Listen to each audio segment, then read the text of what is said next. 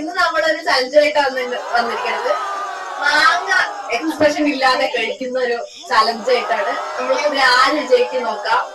അപ്പൊ നമുക്ക് ജയിച്ചു കഴിഞ്ഞാൽ ഒരു ബിങ്കോ ആണ് കേട്ടോ പ്രൈസ്.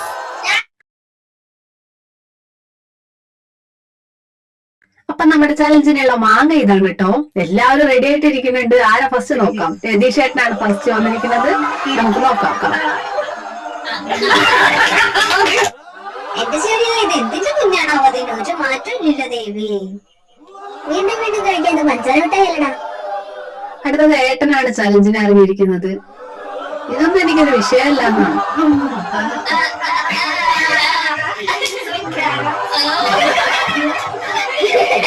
ചന്തുവിനെ തോൽപ്പിക്കാനാവില്ല മക്കളെ. ഇതൊക്കെ എത്ര കണ്ടത് നമ്മളെന്ന ഭാവമാണിപ്പോ.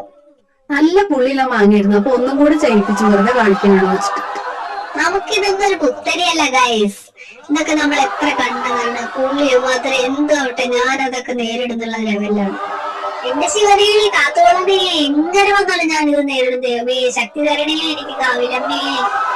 അയ്യോ, എനിക്ക് എക്സ്പ്രഷൻ ഇടാൻ കഴിയില്ലേ. ഇവരെല്ലാരും ചിരിക്കല്ലോ. ഞാനിത് കടിച്ചു പിടിച്ച് കഴിച്ചിരിക്കും. ഉച്ചയ്ക്ക് കഴിച്ച മാങ്ങച്ചാറാണ് ശരണം. ഞാനിതൊന്നും ആരെയും കാണിക്കില്ല.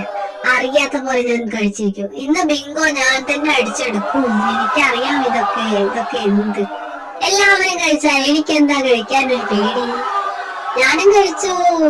കണ്ടില്ലേ, ഡാൻസ് ആടി പാട്ട് പാടിയിട്ട് ഞാനിത് കഴിക്കും. എനിക്കിതൊന്നും ഒരു പുത്തരിയല്ലല്ലോ. വായിലേക്ക് കൊണ്ടുവന്ന് കണ്ടാൽ വിചാരിക്കും ഇവരെ ചോക്ലേറ്റ് ആണോ കഴിക്കുന്നത്. ഇപ്പൊ കാണാവട്ടെ. മുഖത്തൊക്കെ മാറ്റം വരുന്നുണ്ട്.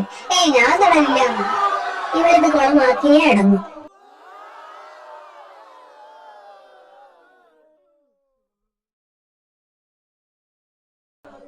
അങ്ങനെ നമ്മൾ ബിങ്കോ കുട്ടനെ ജയിച്ചവരെല്ലാം പങ്കിട്ടെടുത്തു.